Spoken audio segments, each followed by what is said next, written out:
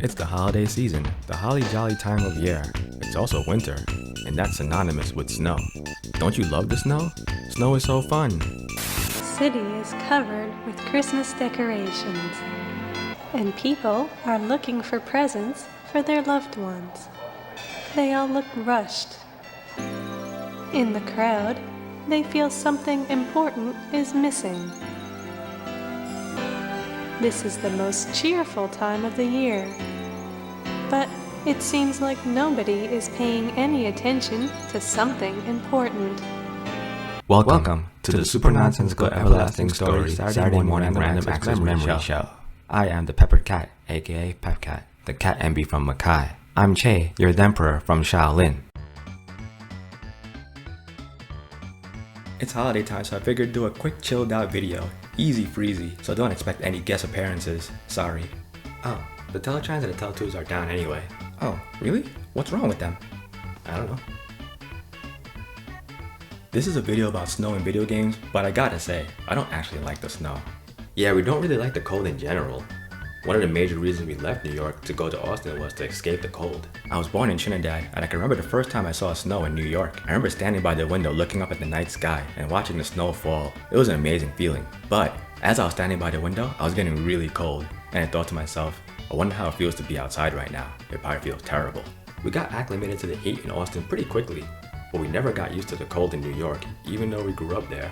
Before you get mad at me for disliking winter so much, let me give you a little bit of background. Long ago, I used to work in the moving business, and usually we had to wake up really early in the morning. I'm talking like 4:30 in the morning. And since it's so early in the morning, the sun isn't up, everything's really cold. So usually in the mornings, we had to shovel snow out just to get to the truck. And the truck would take forever to start because the engine's so cold. And then when you finally get inside the truck, it's freezing.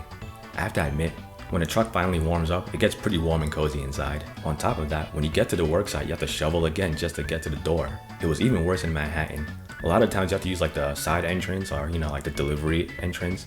And usually the metal stairs were like crumbling and falling apart. It was very slippery, icy. And even the concrete stairs were like shallow. So like it was pretty hard to like walk on if there's snow or ice everywhere. It was tough. Oh, and I didn't even mention the wallboard when you pull out from the truck. It was slippery, you had to put salt on it. It was a nightmare. As I was making this video, I kind of realized that I don't actually hate the snow. I love the aesthetics of it. I love it in movies and video games and like storybooks and stuff. I mostly hate ice. Ice. So yeah, that's why we don't like winter. Okay, sorry. Let's talk about snow in video games. At least in video games I could appreciate the snow from afar. I'll be sitting there in my socks and drinking on hot tea. Since we're on the topic of ice, let me talk about games that lean more ice forward. Mario 2 was the first ice stage that I can remember playing. I love the design of the world, especially those little blobby snowmen skating around the place. Mario 3 also had a snow world, but Mario 2 really stuck out to me. The Mario and Sonic series have a bunch of snow stages, but everybody knows about Mario and Sonic, so I'm not going to really talk about those. But that did remind me of the Ice Climbers. A lot of people probably know about the Ice Climbers from like the Smash series, but have you ever played the original game they're from? At a lot of games at the time, it was pretty arcadey and really monotonous. Even though it was difficult, it was pretty fun. The stages didn't actually look like ice though. It looked more like just bricks, like Lego bricks actually. But it did give you a sense of like climbing the actual mountain. Another difficult ice stage was Iceman stage in Mega Man 1. I really liked that stage because of the frozen palm trees you see in the background. There was some storytelling going on without them actually saying anything to you. The wildly attized robots were causing chaos. Iceman went beast mode and Arnold governor-tized the whole area. The stage was pretty tough, but I remember having so much fun trying to figure it out. It felt so satisfying when I finally bested the harsh elements. Snow stages can make for epic adventures. Trying to brave the frozen tundra lends to that sense of adventure. Antarctic Adventure did a really good job at this. You play as a little cute penguin dodging obstacles as you move forward towards your goal. The horizon looks so far off, it looks like the snow meets the sky, and it gives you a sense that the adventure is never ending. The snow stage in Hook for Super Nintendo also felt really never ending. I'm not sure what it is, maybe because like the stage itself was pretty boring, the palette was like pretty lackluster, or just overall it just felt tedious and boring. The music really set the tone. The song added to the wintry theme so well. The game had a lot of good music. Blizzard Buffalo stage in Mega Man X3 instantly took me back to Hook stage. It had very similar vibes. Long, boring, drawn out, tedious. The music was phenomenal though. You know what? Let's get away from ice. Let's get into the snow. Admittedly, winter can be cozy, and there's some games that capture that really well. Final Fantasy Tactics Advance feels like a game that you should play in winter. The game opens to pleasant little small town snowy scenes. The rest of the game has wintry themes too, such a warm nostalgic feeling. You feel cozy even on the battlefield. Final Fantasy Tactics Advance is really special to me. I used to play it like really early in the morning during my commute to college, and those are like really tough times in my life. So playing that game in the morning to start my day off was like a really nice feeling. I also really liked Ritz. Such a diva, she gave people the business. You're a big fan of ASMR, right? Yeah, I watch ASMR when I'm trying to nap. It helps with my insomnia.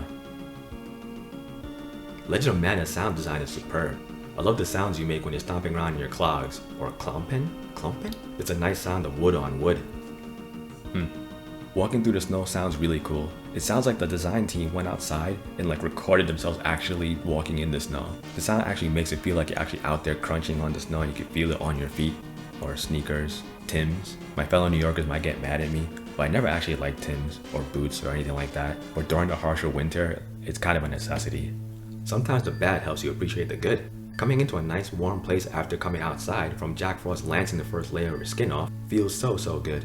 Kinda like the Snow Peak in Twilight Princess. I don't think I'm following. Snow Peak is a regular house, but it also functions as a dungeon. There's parts of it that feel like a relaxing old mansion, while other parts are straight up dungeon set pieces. Ah, I see what you mean. You're inside the home, safe from the elements outside. However, parts of the structure are open, so you get like this sense of like the danger is peeking through. But throughout the mansion, there's moments of calm reprieve. Zelda as a series has a lot of snow stages. A lot of them are very fun. Yeah, snow stages when done right can be really fun. In Wind Waker, there's an island that's hard to get to. It's covered in a snowstorm. And if you get too close without the proper item, you can turn yourself into a lynxicle. I love the sound of the cold creeping up on you as you get off the boat.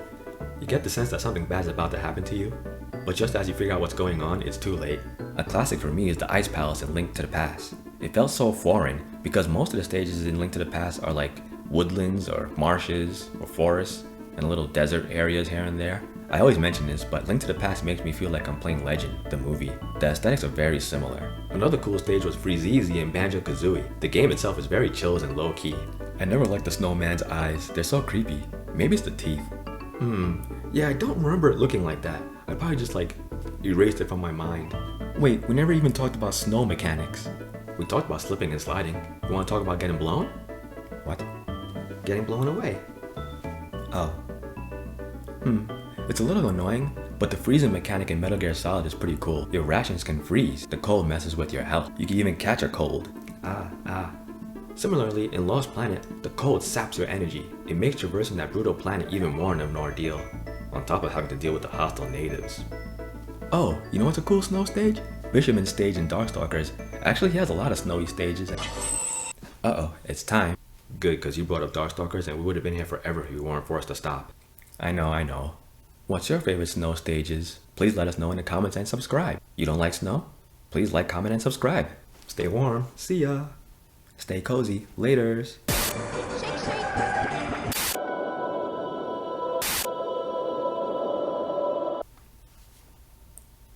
So, do you know how to fix the teletubes and the teletrans? No. When something's not working, I take a nap and hope it fixes itself when I wake up. You know what? I'm with you. They start feeling cheerful again. And now, happiness, like the light of a small candle, starts filling the city once again. Everything is okay now. Give a star of happiness to the heart of everyone.